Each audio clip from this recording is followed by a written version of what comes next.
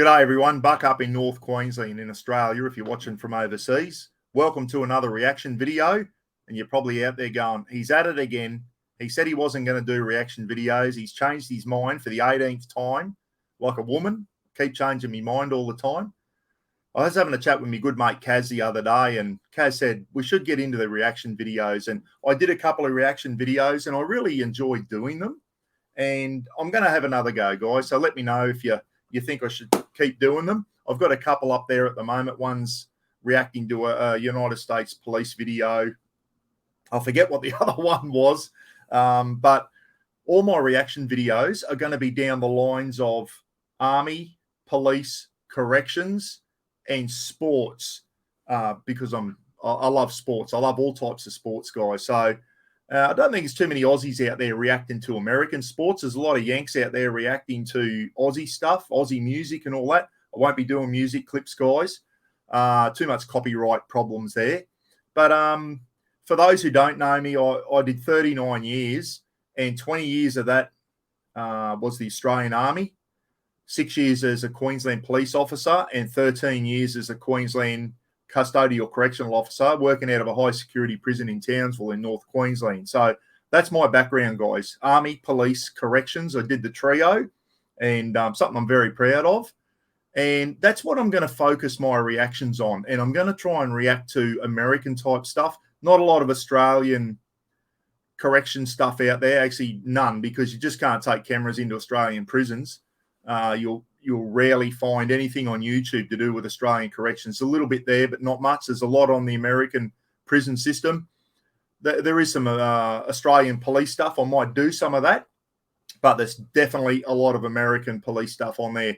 And that's what I want to do reactions to, because I'm not just someone who doesn't know what he's talking about when it comes to police and corrections. And I've been in the military and the police and corrections, so I think I'm qualified to put me two bobs worth in, if you know what I mean.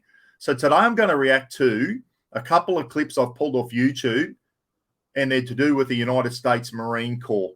I'm going to tell you some of the good stuff I think about it, and some maybe the bad stuff. Going to compare it to, do a lot of comparisons between Australia and America when it comes to that.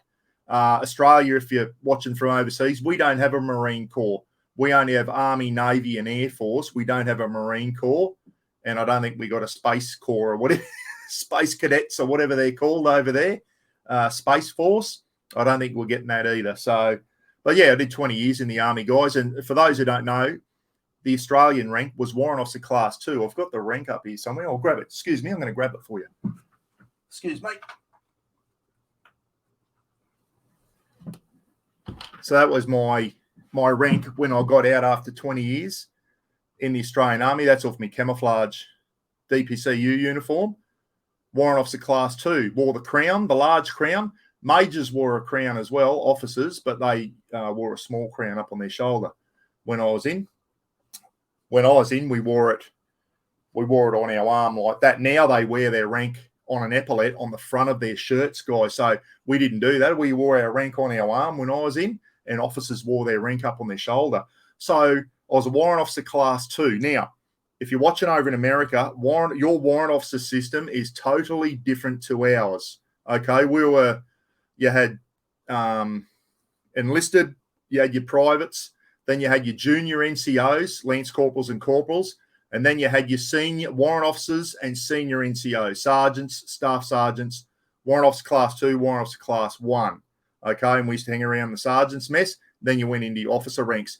We didn't have, you seem to have between your enlisted and your officers, you have about 5 different warrant officer classes. We didn't have that. We had 2 classes of warrant officers, and we were in the enlisted section. So a Warrant Officer Class 2 in the Australian Army was the equivalent of an E8. E8 if you're watching over in the States. So I was the equivalent of a Master Sergeant in the Army or Marine Corps. I think you've got Master Sergeants in both. So I was the equivalent of a Master Sergeant.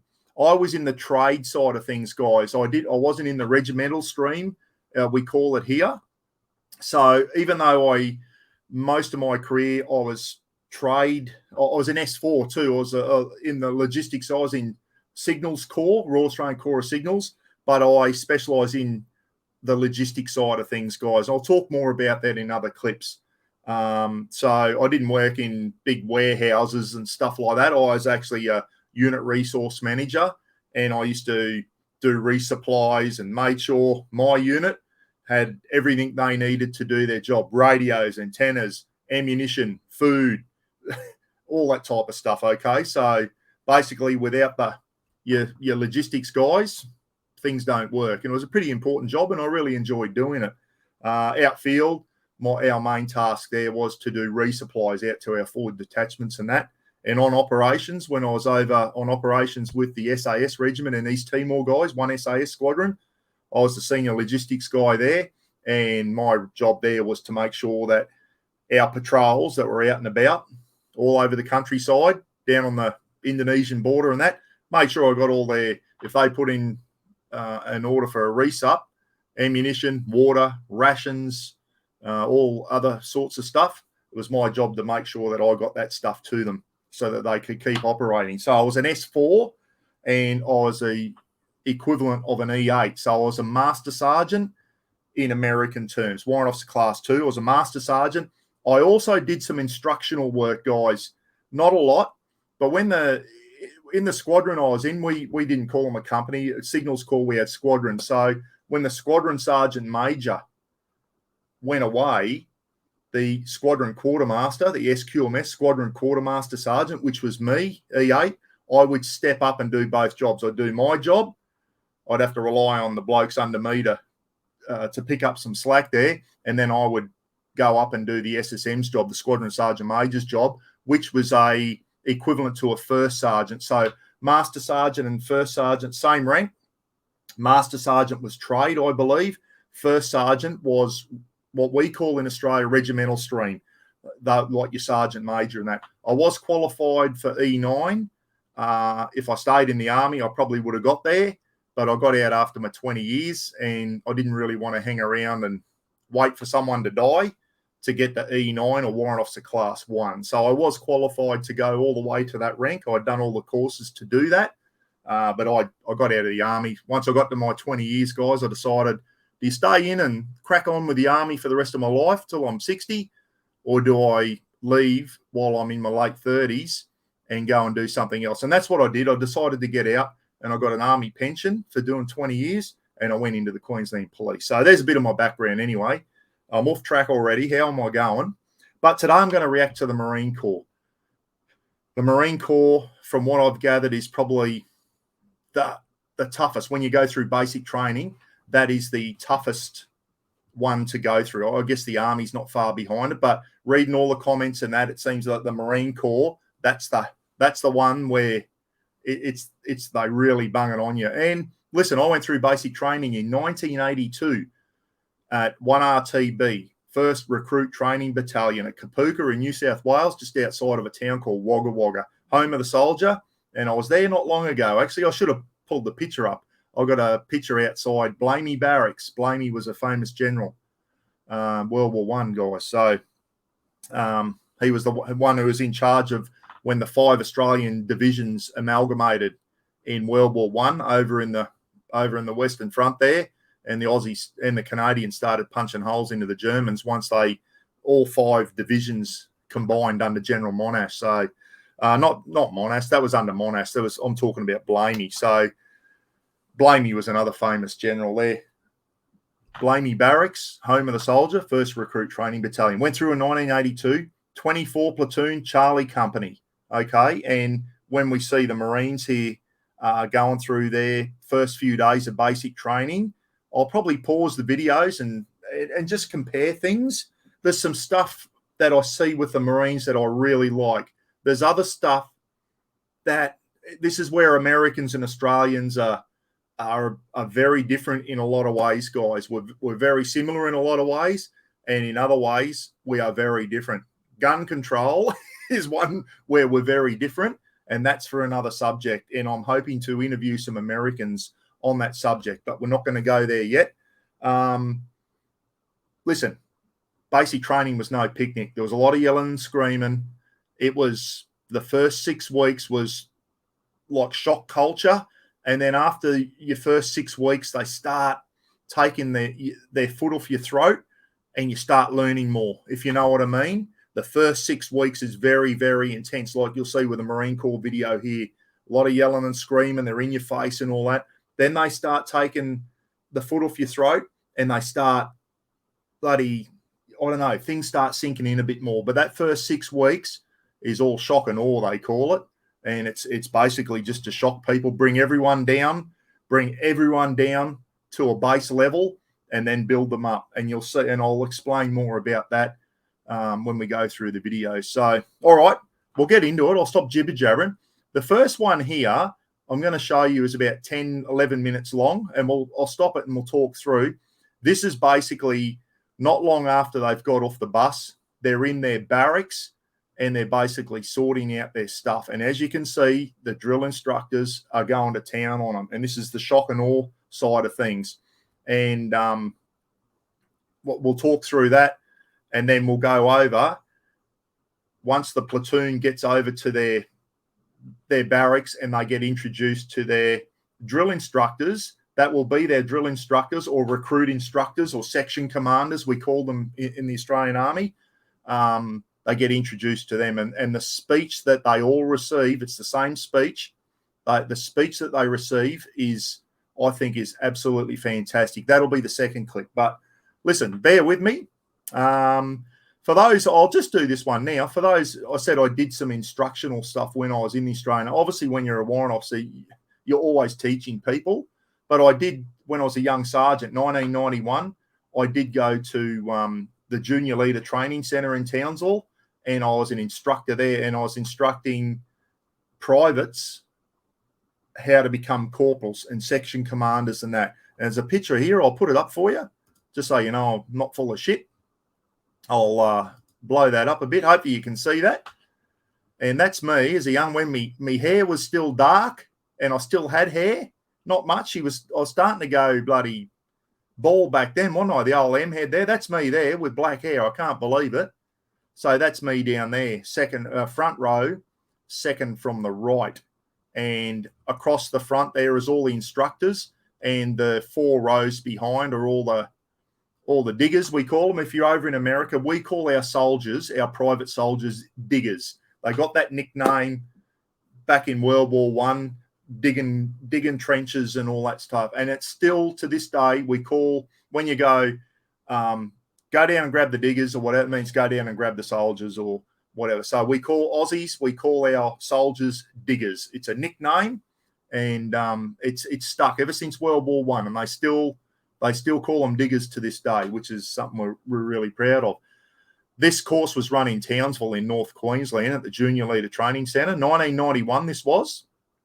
So I was basically, as a young sergeant, you're expected to leave your unit and go to the Junior Leader Training Centre and become an instructor. And I learned a lot as well, guys. I learned a lot on this course. Even though I was a young sergeant, I was an instructor myself. So I'd already been through my corporal's courses and my sergeant's courses to get promoted to sergeant, which is the equivalent rank of staff sergeant in America.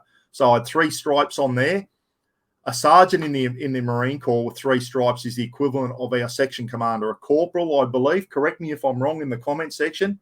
I think a sergeant in the Australian Army is the equivalent of, say, a staff sergeant. You'll see 3 stripes and 1 rocker underneath. So 3, you have your stripes upside down compared to us. So 3 stripes up and 1 rocker, they call it. A rocker underneath, I think, is a staff sergeant, which is the equivalent of what I was in this photo here, a sergeant. So all of us are sergeants there, except for the 2 older guys in the middle here. I hope you can see my curve. This guy here, Warrant Officer Gary Hanson, his name was. He was Warrant Officer Class 1. So he was an E9. He was a regimental sergeant major. And he was an E9 and a Vietnam veteran and a very, very hard man. And my God, I learnt a lot of this guy. He was a hard dude. Infantry Corps, he was in infantry. So all the sergeants along here, guys, I was Signals Corps. This guy was Ordnance Corps. This fella was Armoured Corps with his yellow lanyard. So all our corps, we had a different coloured lanyard. So we had Ordnance Corps. I was in Signals Corps. This guy was Armoured Corps with a yellow lanyard. The black lanyard here he was Royal Crofty, his name, Royal Australian Engineers. The RSM was infantry. Okay. And I think the CSM there, the Warrant Officer Class 2, Warrant Officer Crombie, I think his name was. I think he might have been Ramey, Electrical and Mechanical Engineers. And then I've cut the other instructors off there. I think he was infantry, red lanyard there. So he was infantry corps, but wasn't in a battalion. If you're in an infantry battalion, you will wear that battalion's lanyard on the left-hand side, and each battalion's got a different coloured lanyard.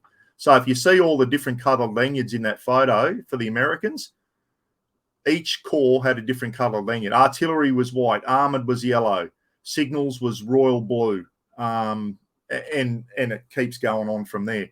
So there you go. I was a young sergeant instructor there. And a story for you guys. Second row, third from the left, the guy with the glasses on. I think his name at the time was Private Tessieri.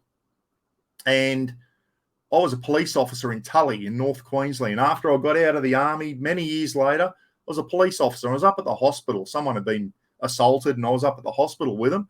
And this guy goes, I think I know you. And he was in his army uniform. He was a sergeant and he was an instructor at the Land Warfare Centre or the Jungle Warfare Training Centre at Tully. And he made it up to the rank of sergeant. So we're going a lot of years after this photo was taken. Fast forward maybe another 10 or 12 years. He was a sergeant. He said, you were my instructor at JLTC in Townsville. And I'd said, Private Tessieri. He goes, yes. And there he is there, guys. That's him. And I ran into him when he was a sergeant and I was a police officer. Can you believe that? Another story, and I'm not going to point these two out. There's another private, or there's two privates in this photo. One of them, I ended up being a correctional officer with him, and he's still a correctional officer to this day at the Townsville thing. And when he first came in, I'd already been a prison officer for a few years. He came and he said, you were my instructor in the army on my corporal's course at JLTC. I went, wow, I do. I remember you. Anyway, and then another day, there's another guy in here. I won't point his photo out, guys, for privacy reasons. He came in as a prisoner and something happened to him later in his career. He's obviously suffering with PTSD and whatever. He'd probably been to Afghanistan or whatever. And I was doing a strip search on him when prisoners first come into the prison, doing a strip search on him. And he goes, Sergeant Rogers. He didn't recognise me as a prison officer. He just recognised me as his sergeant on his corporal's course. And basically he nearly got shot by the police and ended up in prison. And I think he only did a couple of weeks in there and ended up getting out, guys, on he had some problems upstairs, poor boy, and I hope he sorted it out now. So anyway, there you go. It was a small world, isn't it? Two of those privates I ran into later on in my life. One I worked with and the other one was a prisoner.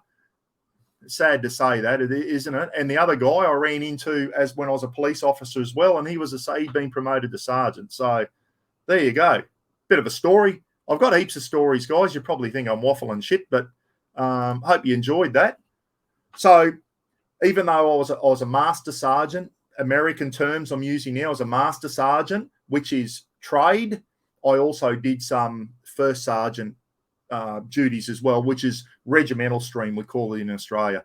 So what I'm going to do now is we're going to show you some shock and awe of the Marine Corps instructors on Parris Island, which I think is in South Carolina, isn't it, guys? Correct me if I'm wrong.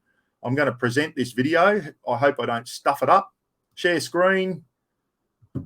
I'll make sure I get the right one. This one here. Share.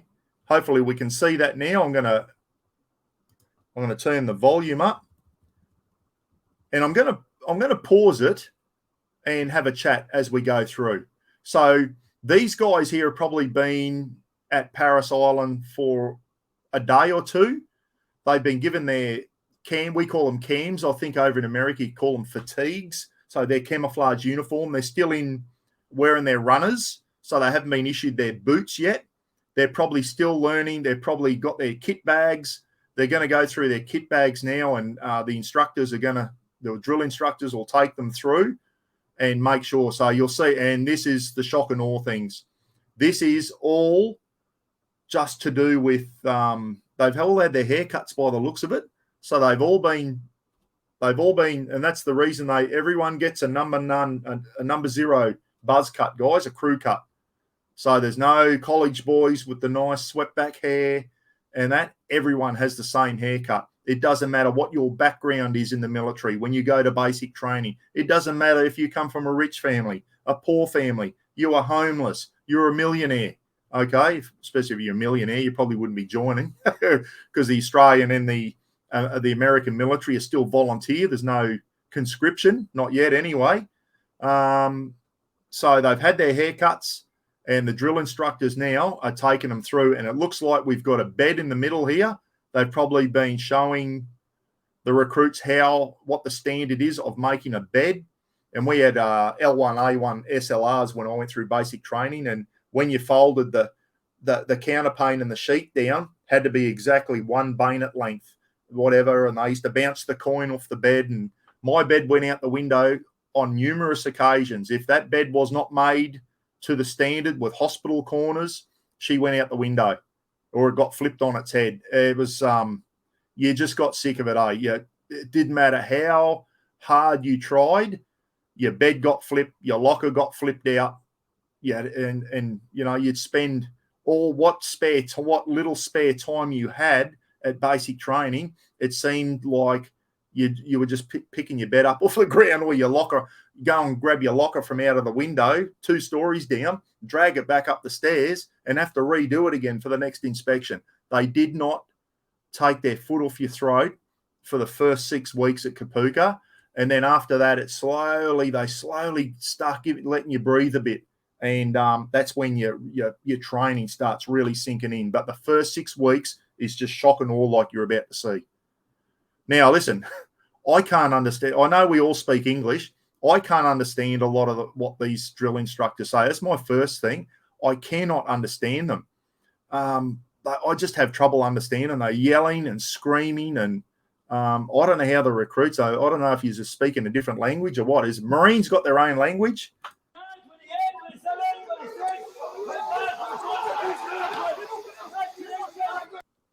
That straight away sounded to me when the other drill instructors started running up and yelling, it just sounded like a pack of dogs have just been let out of a pound and are just attacking someone, barking like a pack of dogs. That's what that sounded like then to me.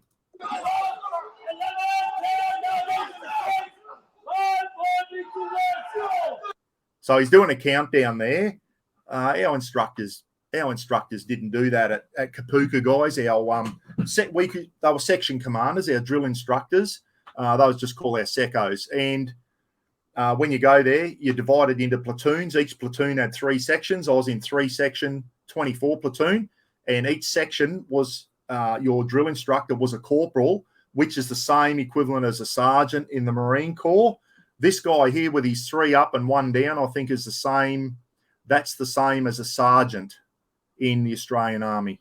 So they're doing the countdown there. They've obviously been given a task. They've got 20 seconds to complete it. And obviously the 20-second countdown took about 3 seconds. If you're not ready, when he says 0, you're in deep shit.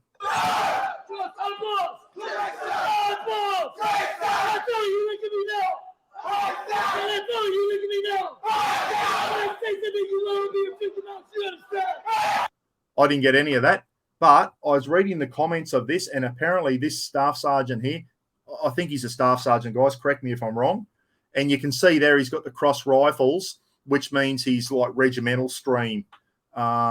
He's not trade, he's like regimental stream, we used to call it in the Australian Army.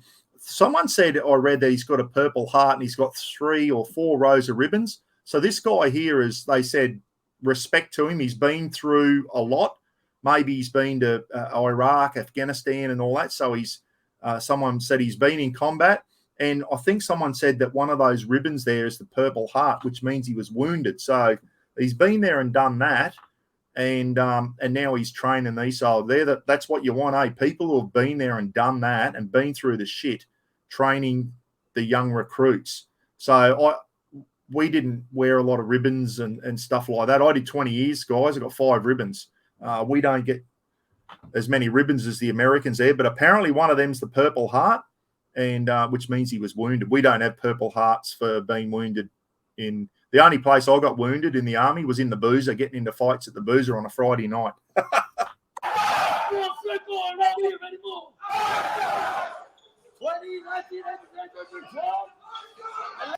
That's the quickest countdown in the world. Look at that. They're all young guys from all different backgrounds, aren't they? You've got whites, you've got blacks, you've got Hispanic. And that's what I like about the military guys. There is no black, white, brown, and all that. Everyone is green. And that's the way you're treated. Nobody is treated differently because this young fella's black and he's Hispanic and he's white. Everyone, as Lee Ermey said, everyone is equally worthless when you're at basic training like this. And just look at this. Just instilling this, the yelling and screaming. No one dares question a drill instructor. They're just instilling discipline from day one, from minute one, from when you step off that bus. They are India, and you don't know if your ass is pointing up or down. 3, 2, 1, 0. Horse player, any of that trash in my house, especially not if you head to your stat. Yes, sir! You know, make any of you feeling comfortable to your stat. Yes, sir! Yes, sir! The other thing I like, have a look at this black drill instructor here. All of them. They are the Marines. There's no doubt about it. You've got the best uniform in the world, guys. They are a slick-looking uniform. Have a look at them all. None of them have got an ounce of fat on them. None of them are fat. They're all fit. They look perfect. They're just perfect specimens in their uniforms. Look at this guy. The white guy in the background's the same. The Hispanic guy, I think he's Hispanic, the guy that's been doing all the yelling. They're just immaculate. Look at them. And that's the standard. That's the standard that the recruits have to reach, okay? And these guys have been there and done that. They've probably been in the Marines 10, 12, 15 years maybe. They've been through what these recruits have been through. And have a look at this drill instructor here. What a specimen he is. He just fit. He just fits the picture, doesn't he? Fantastic.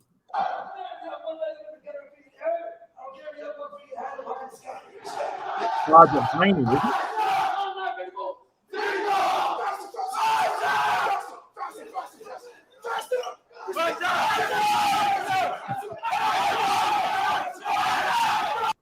Big difference here that I've noticed. Yeah, we got yelled and screamed at by our section commanders, our drill instructors. Not as much as the Marine Corps. It wasn't like that. We got yelled at if we fucked up. But we didn't go, aye, aye, sir, or yes, sir. And if you were asked a question, or if the corporal, your section commander said, do you understand? Everyone will go, yes, corporal. So we no one, sir. The only person you called sir was an officer or a warrant officer, okay? You would always say, yes, corporal, or yes, sergeant. Or if it was the platoon commander or lieutenant or lieutenant, you say in America, it was yes, sir. So over here, it's just aye, sir, or yes, sir. They don't go, yes, staff. If you're addressing a staff sergeant in the Australian Army, it would be yes, staff, short for staff sergeant.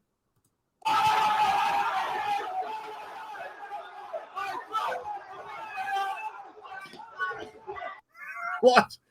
Our guys, they didn't run around like this. I know this is a thing that they teach the Marine drill instructors. They run around with their arms out, and it's almost like they're out of control. I know it's to motivate it. Like if you were told to be by your bed, you went there and you went there very quickly. And if you didn't get there quick enough, someone would go, hurry the fuck up, and yell at you like that. But our guys, they didn't whip themselves into a frenzy. These guys are almost like uncaged animals, aren't they? Faster. Hurry up.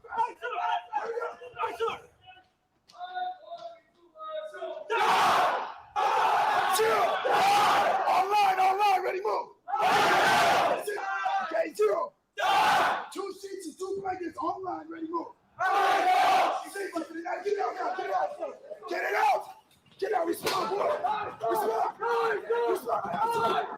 See there, it's just like you don't have time to think, you just act. And they're teaching it from day zero, as I said here, teaching you when you get given an order, you don't think about it and you don't question it, you just act straight away. And the reason is when you go into battle and you get given orders, you need to act instinctively. And that's what they're teaching them from day zero.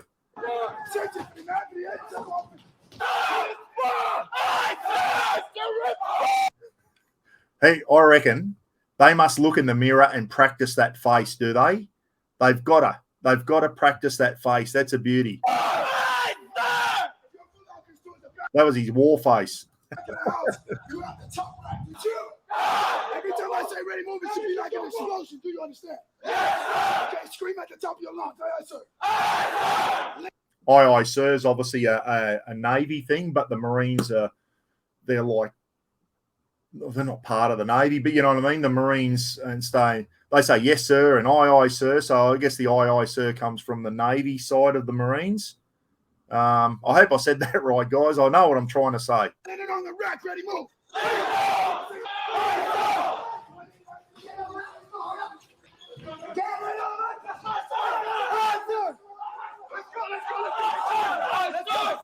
Every morning we had to come out and you weren't allowed to sleep on the floor and leave your bed made and try and cheat.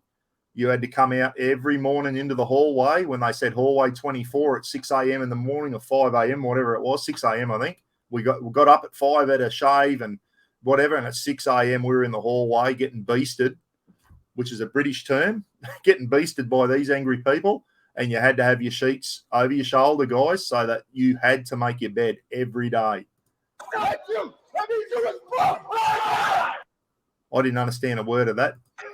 No time when your linen touch the deck. Do you understand?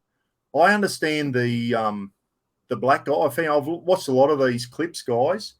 I understand the black instructors better than I understand the Hispanic and the white instructors. I don't know. It's just something I've picked up on, and I've watched a lot of these Marine Corps recruit things, and the black drill instructors, to me, as an Australian, I understand them better than the other guys. Understand? Yeah! No time when your linen touch the deck. Do you understand? Yeah! Linen on top of the rack, ready, move. Notice I say deck and not ground. There's another Navy term. Let's go.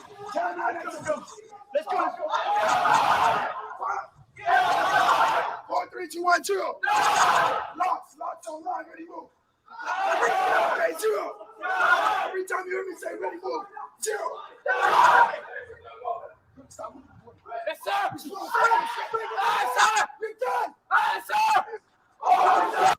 He wasn't ready at 0. Remember I said before, if you're not ready at 0, you're fucked. He was one of them. He just got beasted. He got his head ripped off because he wasn't ready at 0.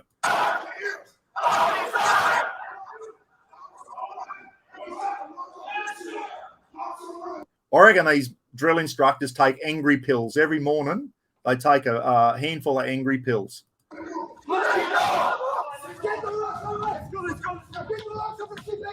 So that, to me, that's a bit, I don't know. Seems a bit, our instructors, we didn't carry on like that, running around like a bloody headless chook, waving our arms around. If you saw someone doing something wrong, you fucking screamed at them. But, yeah, we didn't do the running around like that.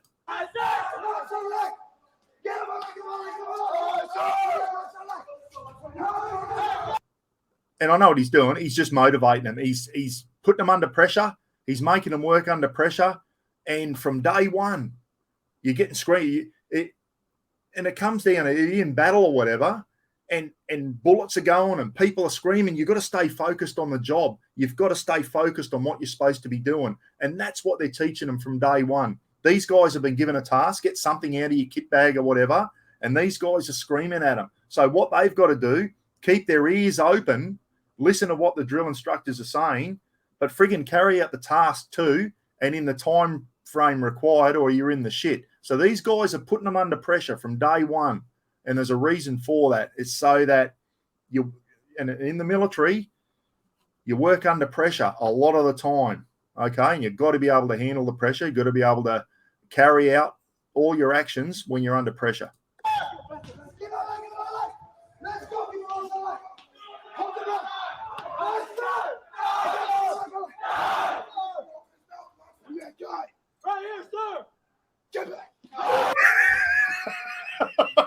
It's like Jesus parting the Red Sea. Look at it, get out of it. They are instinctively just get out of his way. Oh boy, oh boy. That black drill instructor, I wouldn't like to mess with him. I reckon he'd rip your head off and shit down your throat.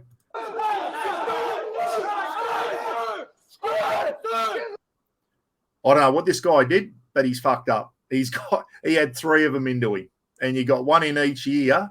They'll probably get out. Veteran Affairs will be giving him a hearing pension or something in 20 years' time for basic training. Look at the face of the drill instructor.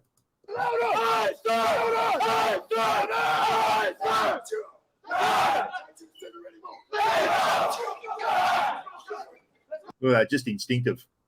You know, like, no, they just do it. And this is day one, guys, and they've just got them working like friggin' robots already.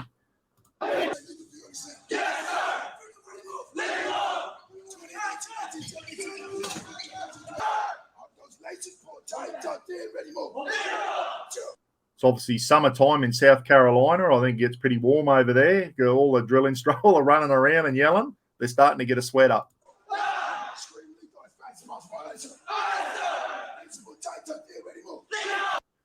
If you're an ex-Marine, put it in the comments.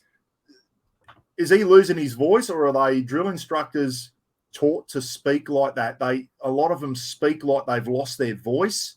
I'm tipping that's something they train to sound like. Our drill instructors didn't sound like that, but you would put on a different voice to your normal talking voice, so it was more authoritative, if you know what I mean. But these guys, they sound like they're losing their voice, but I notice a lot of them do it. It must be something that they train to do. Must make them sound scarier.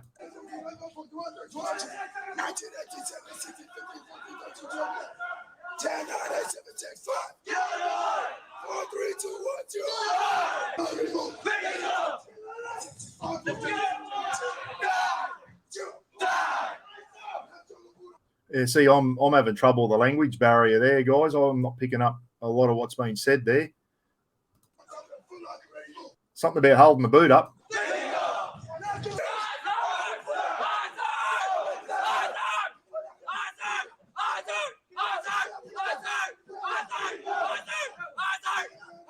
Yeah, so that's a bit over the top to me, guys. You know, you'd have someone scream at you, but we'd have to sit there going, yes, corporal, yes, corporal, yes, corporal. Every 2 minutes you go, yes, corporal, and that'd be about it. They'd scream at you, and then you'd get on with it. But yeah, to me, it seems a bit excessive.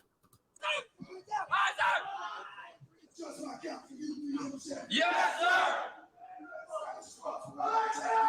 Yes, sir.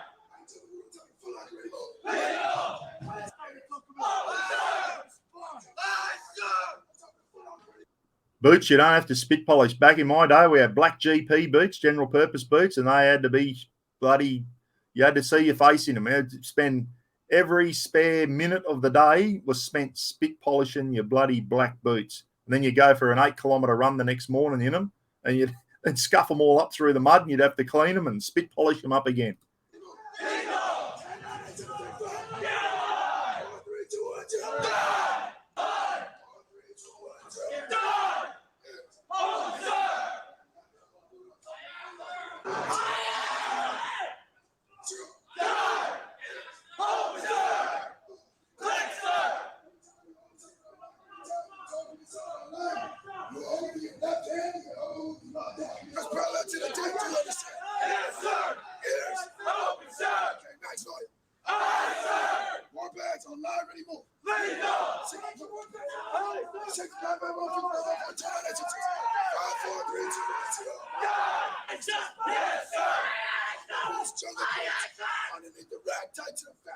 Someone just got his face ripped off.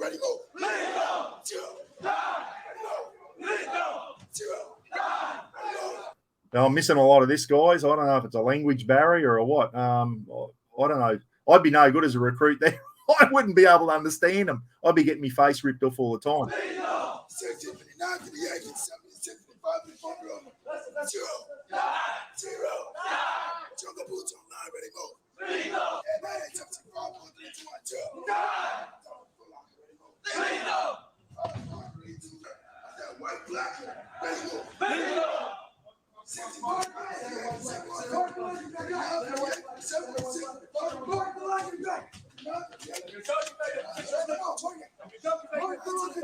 Everything's do a job, hold it out, you're finished. You got so many seconds to complete that task, and if you're not completed, you're in the shit. And this is how you're treated for the good first part of basic training, guys. They just treat you like you know nothing.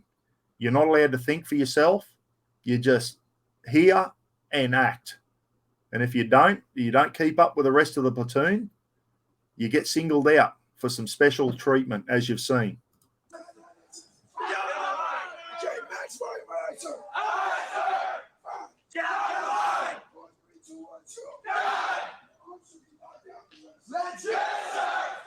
See, totally different. The Australian Army, we just didn't have so much yelling and screaming.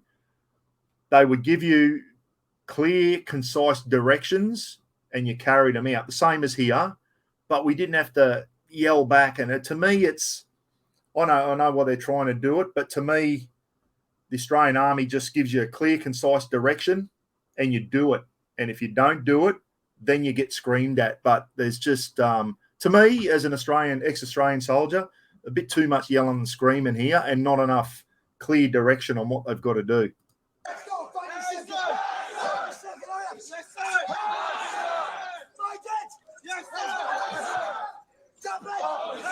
He's probably thinking, where the fuck is it? Like, he's the only bloke not holding whatever that is. His ink thing out, and he's going, where the fuck is it? And he's going, oh, mate, yeah, you got to, we've all been through it, haven't we? You just go, oh, no, I'm in for it now. Drill instructor, he's tipping all his shit out, helping him find it.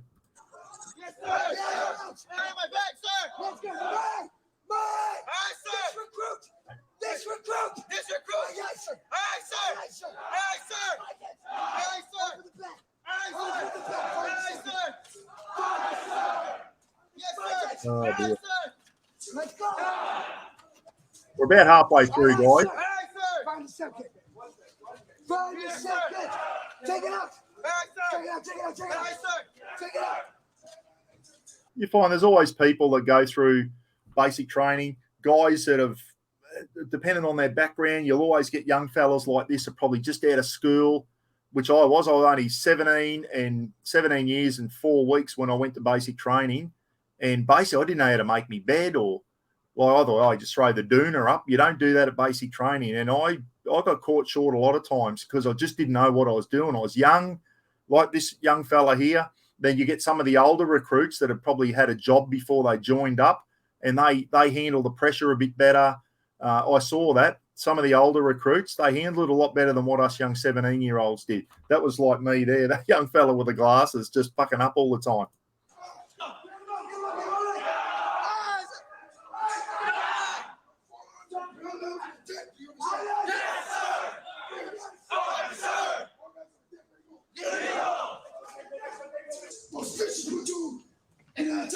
Do you understand? Yes, sir! Yes, sir!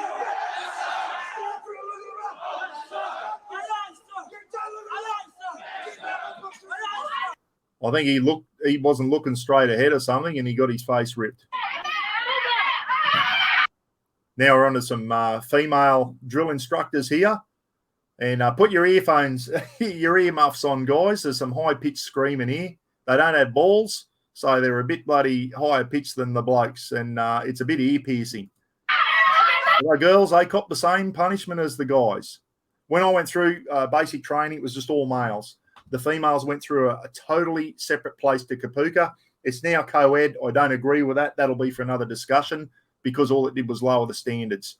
We had Kapuka, and then you had RAC School, Women's Royal Australian Army Corps, and all the females went through, had female instructors, and it was pretty tough. You speak to anyone who went through the 70s and early 80s through RAC School, and they copped it just like these girls are doing here.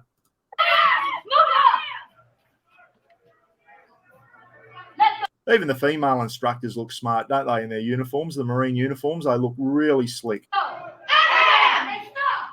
These girls are straight off the bus. Oh, there's a guy there too. So this is co-ed.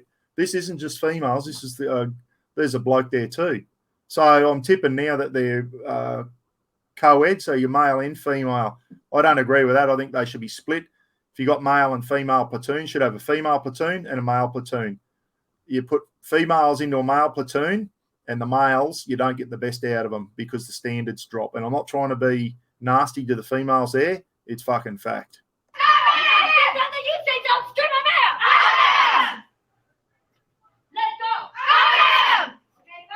Amen. Yeah, it might have been a female talk.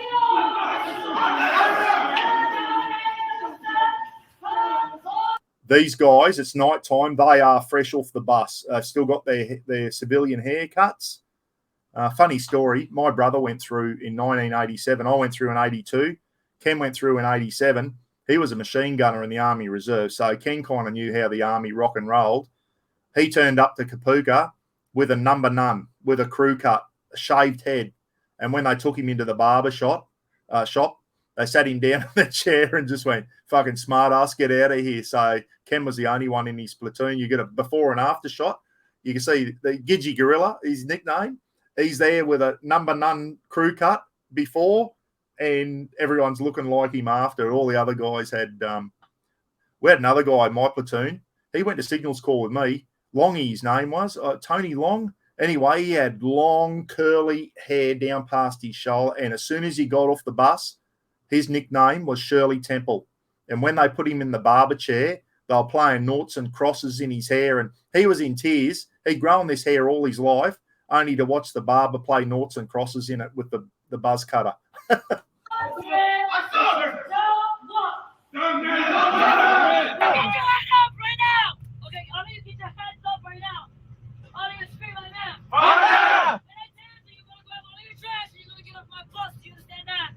Same as us. As soon as we got through the gate about 6, 7 o'clock at night on the bus. And as soon as those doors swung open, a military police corporal or sergeant came on the bus and started ripping it into us. And it was like, fuck. we're not home anymore, Dorothy. It was like that, just like this here. And it was like, you got 2 seconds to get off the bus. There's footprints outside the bus. You had to line up on there, and your life for the next 3 months was just a misery. Get off my bus. Exactly what we were told. So it was, get off my fucking bus.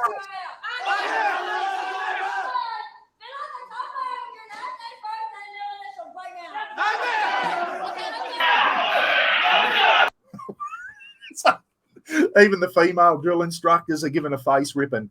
I'm tipping they have to do a course to become a drill instructor, and they're obviously trained by the best, and they're trained, and they have to pass how to do a face ripping and all this type of stuff before they're allowed to be a drill instructor. Similar, we call it recruit instructor in Australia. You had to pass a recruit instructor's course to do that, but they obviously get trained to do this.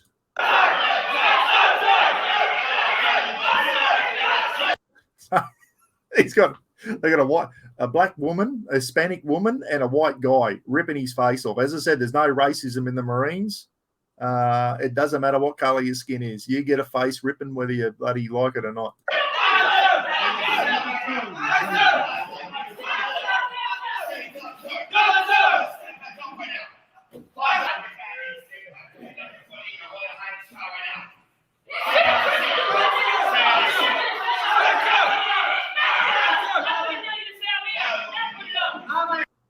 All the screaming and that, guys, is what gets me. To me, it's excessive. There's too much. I don't know how they take in what they're being told and can listen to what's being told when there's so much screaming going on. That's probably why a lot of people miss what they're supposed to be doing.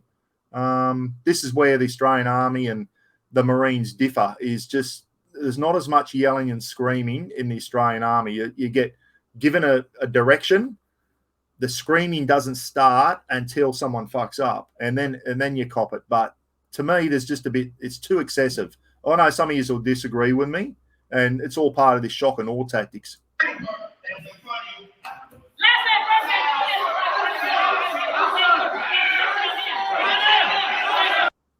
Yeah, see, I don't know. That's a bit excessive to me. I know why they're doing it. There's a reason behind that. I get it. To me, that's just bullshit. Just give them a direction. Let them carry out that direction. If they don't carry that direction out, then you give them a face ripping. These blokes get a face rip just for the sake of it.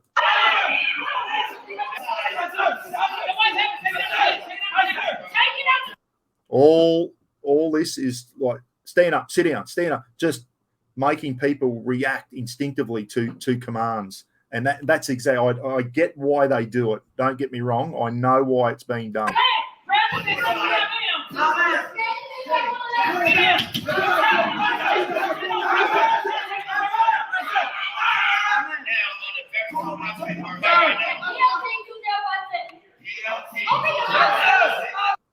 It's about now, a lot of these guys have been off the bus for probably half an hour, and they're probably thinking like I did, why the fuck did I sign the dotted line and do this to myself? Because it's all voluntary. No one's made them come in and do this. They volunteered to come into the Marine Corps, and a lot of them are probably regretting their decision about now.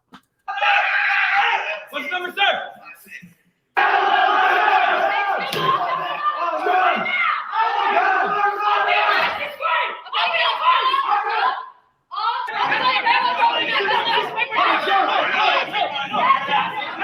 Those green belts look good, don't they? We're going to talk about. I've got a question for you about the green belts and that in the next short clip, guys. Those drill instructor green belts look bloody shit hot. They look really slick, don't they? They look bloody smart. The whole uniform's smart. The Marine Corps blues, the dress blues, I think they're called. What a magnificent looking uniform.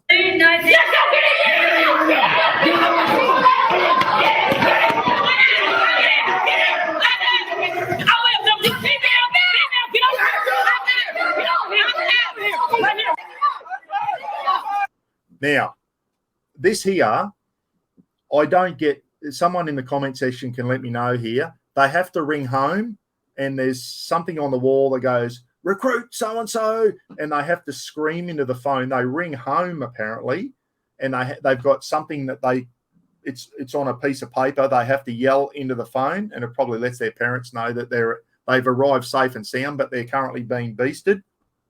And while they're on the phone saying the standard message that they have to read out, they are getting beasted by drill instructors.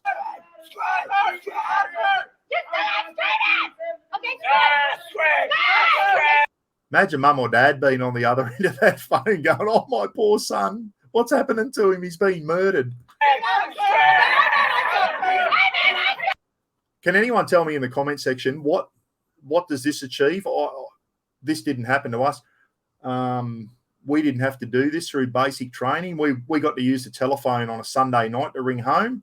And sometimes the instructors would go past and go, oh, he's ringing mummy, is he? And, take the piss out of you. But they certainly didn't scream into the phone at your parents like this. I don't know what this is achieving, and I don't know what the purpose behind this is. And I've seen it in a few different clips. Put it in the comments section. See, that's me. I probably would have given her a backhander by now for screaming in my ear. Yo, get out of here, woman. Pick it up. Put it down. Pick it up. Put it down. Pick it up. Okay, now go home. Hang up. Pick it up. Open your leg about the sky. Once again, all instinctive, making people do things instinctively when they get a thing. But why they have to ring home and scream into the phone to their parents, I'm not quite sure. Pick it up. Pick it up. Now go home right now. Being a drill instructor is more than just a title. It's a way of life. Get in the classroom! Get in the classroom! Get in the classroom! Good job, everybody. Fast. Drill instructor school, it's a place where you get the opportunity to develop the passion.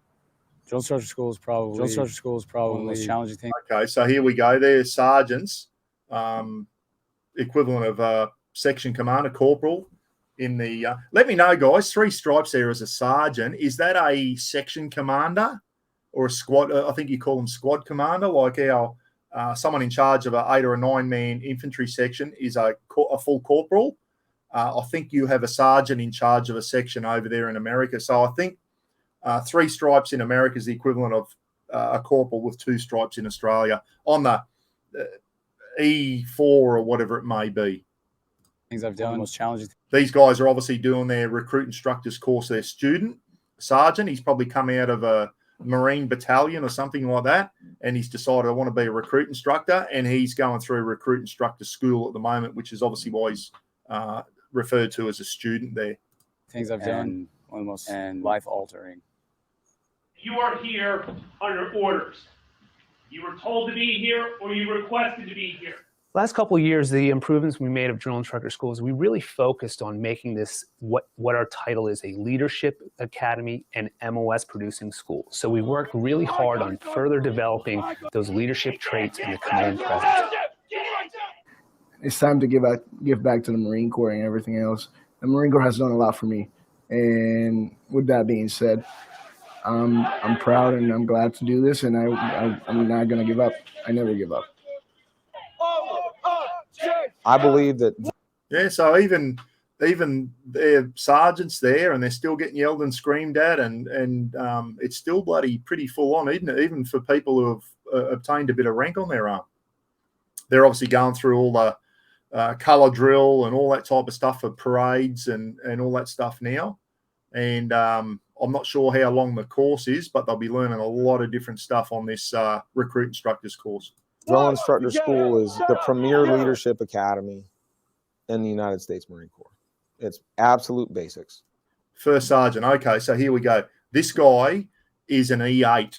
He was the equivalent of what I was in the Australian Army. I was Warrant Officer Class 2, which is equivalent to E8. The reason I know that, guys, we did a few exercises with the Americans when they came down here on exercise tandem thrust, and a couple of those big ones where the Americans come down.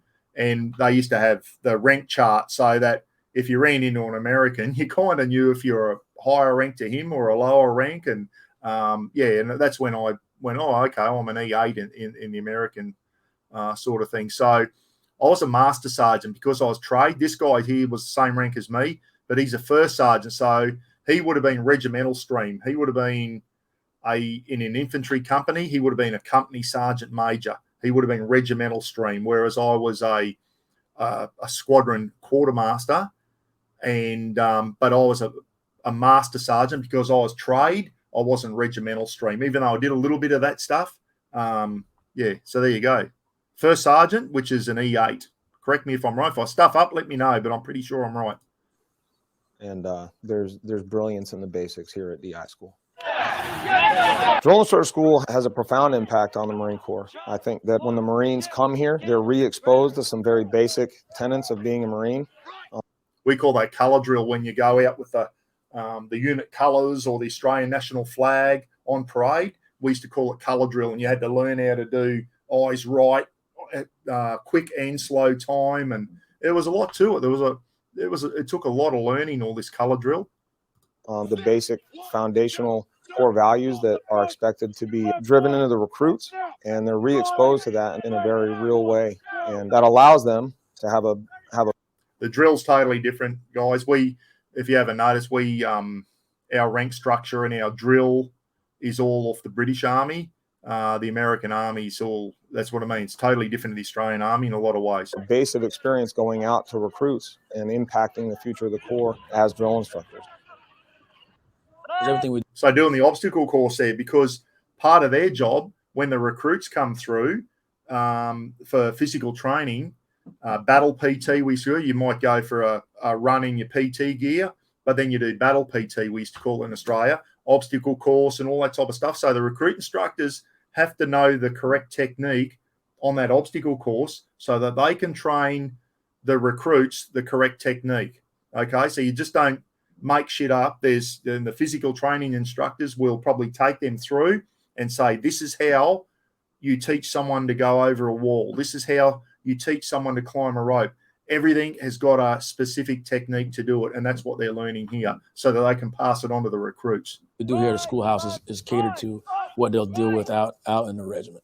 Everyone wants to come down here, get that campaign cover in the belt, and go out there and make a difference. A lot of Marines say they want to come down here and they want to change the future of the Corps, mold the future of the Corps, and get get good quality Marines. So they want that passion. Come with some humility, because they're going to be taught the book answer. It's not local SOPs. It's straight from Marine Corps order. It's straight from the book. First And aid. they're going to be taught the baseline, and they have to be willing and able to accept. Just in case Private Pyle has a heart attack on a bloody 8-mile run. Constructive criticism, just like the rest of the Marines in the Marine Corps. So a lot of people try to PT to get their bodies where they need to be, but they get here and they always say the PT regiment was really stringent. It was push their bodies. And, you know, there's a difference between being physically fit out in the fleet or just being able to run versus drill instructor fit. It's just a different toll it does on the body. As you see, there's not too many fat drill instructors around. They're all pretty fit, lean-looking people, and you've got to look good in that uniform. And that's the standard that the recruits see. It's standing in front of them, and they think, fuck, that's the standard I've got to get to. I've got a long way to go. That's exactly why they do it. Rightio. I'll get rid of that one. And we're back. Someone's ringing me. I don't know who that is. I'll ring them back later. That was long, guys. I hope you got something out of that. I'm going to go on now and show you a speech. So that's the shock and awe side of things. The next one you see, it's only a minute long or whatever, and it's basically a drill instructor giving his platoon, and he introduces the other drill instructors or section commanders, we used to call them. So your platoon had 3 sections in it. At Kapuka, at thing, you had each section had a corporal. He was your drill instructor or your section commander, we called it. So we had 3 corporals, and then you had a platoon sergeant who in Australia would have been the equivalent of a staff sergeant. And then you had your platoon commander who was an officer. He was a lieutenant or a lieutenant in America, you say. Our Navy say lieutenant, but in the Army, Australian Army, we say lieutenant, the same as the British Army. So there you go. Lieutenant, platoon sergeant, and 3 section commander, 3 corporals in the Australian. Here they seem to have you're either a sergeant or a staff sergeant. So that's a little bit different. So let's go in now and watch this last one. This is really good, this one. This one is motivating. There's a lot of these on YouTube. This one here is my favorite. I don't know, this bloke looks Hispanic to me. I don't know, is he from a Hispanic background, guys? And what's happening here is these recruits are now sitting down and they're being introduced to their drill instructors. These will be their drill instructors for the next 3 months or however long recruit training is in the Marine Corps. So I'm tipping here that the tall guy is handing over to the senior drill instructor. He's probably the officer, because you'll see the drill instructor salute him in a minute. We used to salute like that in Australia, same as the British, not like that. Why, in the comments, some if you're American, why has the platoon commander there, the lieutenant, if he's a lieutenant, I'm tipping he is, why is the platoon commander not wearing a headdress? Normally, if you're going to salute, the officer will salute back. So the enlisted man will salute first and the officer will return the salute. But for some reason, the platoon commander doesn't have headdress on. Anyway, let's sit back and listen to this because it's very motivating. Oh, yes, sir. Sit up straight and look at me right now. Oh, yes, sir. My name is Staff Sergeant May, and I am your senior drill instructor. I'm assisted in my duties by drill instructor Staff Sergeant Villalobos and drill instructor Staff Sergeant King. Our mission is to train each one of you to become a United States Marine. A Marine is characterized as one who possesses the highest of military virtues. He obeys orders, respects his seniors, and strives constantly to be the best at everything that he does. Discipline and spirit are the hallmarks of a Marine. Each of you can become a Marine if you develop discipline and spirit. So what he's saying on there, you develop these characteristics, you'll end up like us one day. Okay, and that's what the recruits are seeing. They're seeing that these guys, and they go, holy shit, that's what I've got to get to. That's the standard I have to get to. And it's a bloody very, very high standard, let me tell you. Hey, just quickly, guys, can someone in the comment section tell me why 2 of the drill instructors there, 2 of the staff sergeants, are wearing green belts. And this guy here who refers to himself as the senior drill instructor, why he has a black belt on, please? Does the black belt signify a senior drill instructor who, even though they're the same, you can see they're the same rank, I think they're staff sergeants, but maybe he's been a drill instructor for longer than the other ones. This could be their first platoon, the guys in the background. This bloke might have put 10 platoons through. I don't know. Maybe that's why he's a senior drill instructor. Do they wear the black belt as a senior drill instructor? Let me know in the comments, please. We will give every effort to train you, even after some of you have given up for yourselves. Exactly. Starting now, you will treat all Marines with the highest level of respect, for we have earned our place as Marines and will accept nothing less than that from you. We will treat you as we do our fellow Marines, with firmness, fairness, dignity, and compassion. I don't know how much compassion there'll be, but I think that's just a thrown in word. At no time will you be physically abused or verbally threatened by any Marine or recruit. Physically abused. I shouldn't say this, but when we were out of sight and we fucked up, we got a bit of physical therapy from our section commander. I got locked in. I was doing a weapons test, and I forgot to check my safety catch before I put the magazine on the SLR. Well, I got put into this room, the box room, and he wrapped an ironing board around me back for not checking the safety catch. That's the shit that went on in my day. I doubt it goes on these days. You'd probably be bloody charged with assault and whatever. I know you'll probably say too, the Marine Corps is getting softer than what it used to be. It's still pretty hardcore, but you can see they're saying all the right things now. And I certainly don't agree with recruits being beaten because they fuck up. There's other ways to do it. You shouldn't have to physically assault anyone. You've seen Lee Ermey in what's that movie? The one where he plays the drill instructor and he slaps Private Pile. What side was that Private Pile? I don't agree with that. It happened a bit in our day as well. I saw a few of us get a punch in the guts when we turned left instead of right when we were out on a parade ground where no one was watching. We copped a bit of that back in the old days, and it's been stamped out, and I think that's a good thing. There's no room for being assaulted, recruits assaulting each other, or certainly drill instructors assaulting recruits. There's a lot of other ways they can punish them than laying their hands on them. If anyone should abuse or mistreat you, I expect you to report such incidents immediately to me or to one of my drill instructors. Further, if you feel I have mistreated you, I expect you to report it to your series commander, Captain Huddleston.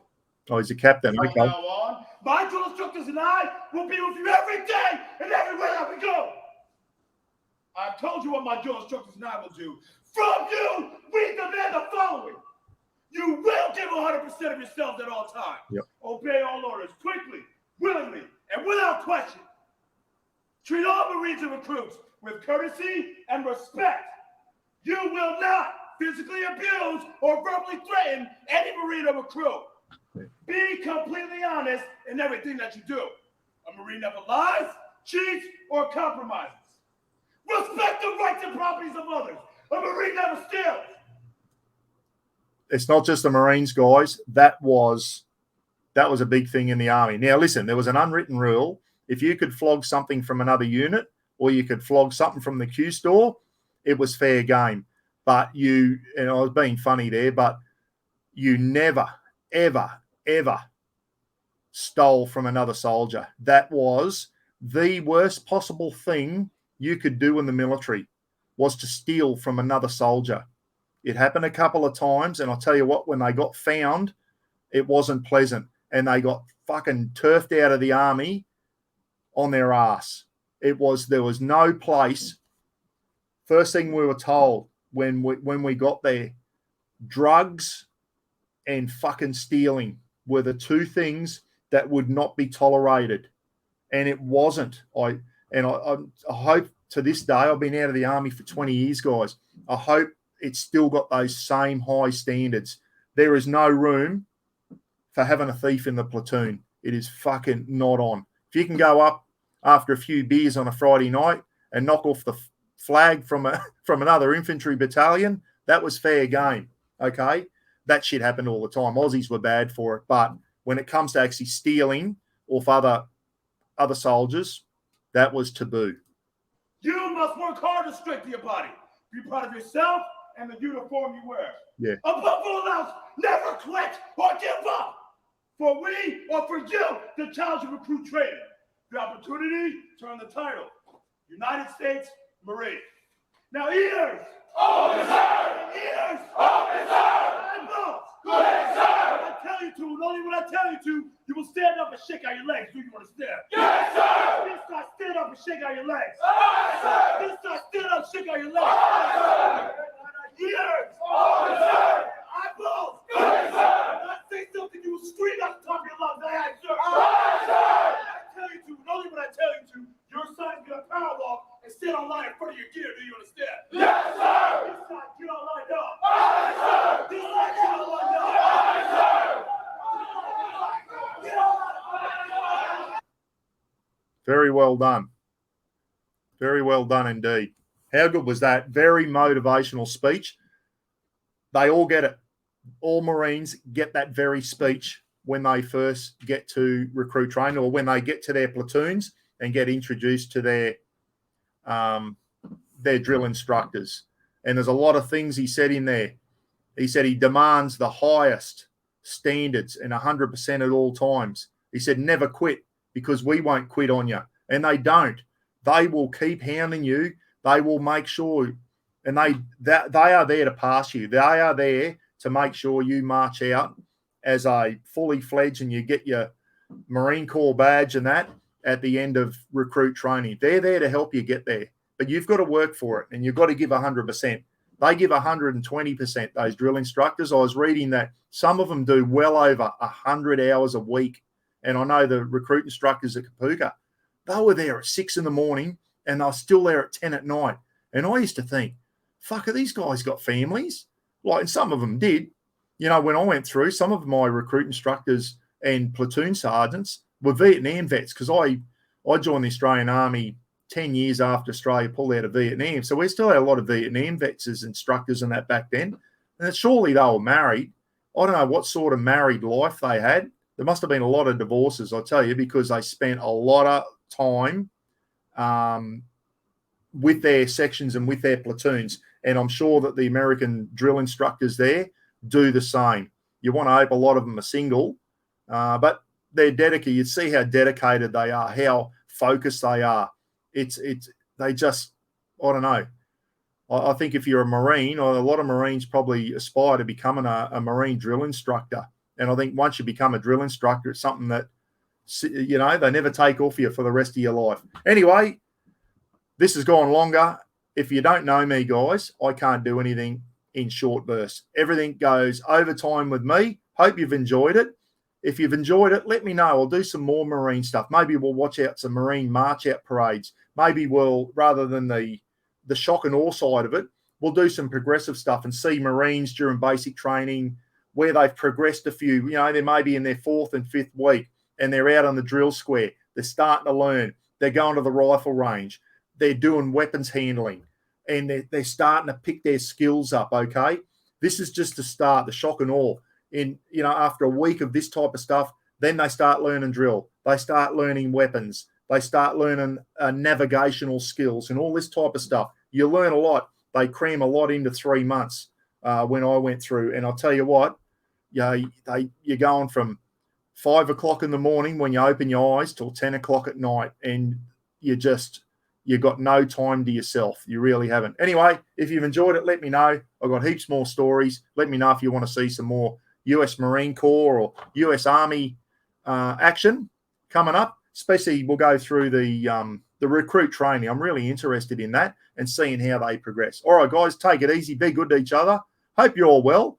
If you're watching from overseas, drop a comment in, please. I'd like to know how many Yanks or Poms or whatever are out there watching. But hopefully I can get a bit of an American audience, and I hope you're enjoying listening to my comparisons on, because there is a lot of differences between the Australian Army and the US Marines or the US Army. As I said, I've done exercises with the Americans on a few occasions, and we're on the same sheet of music sometimes, and we're on totally different sheets of music other times. Okay, and anyway, we'll leave it there. See you later. Take care.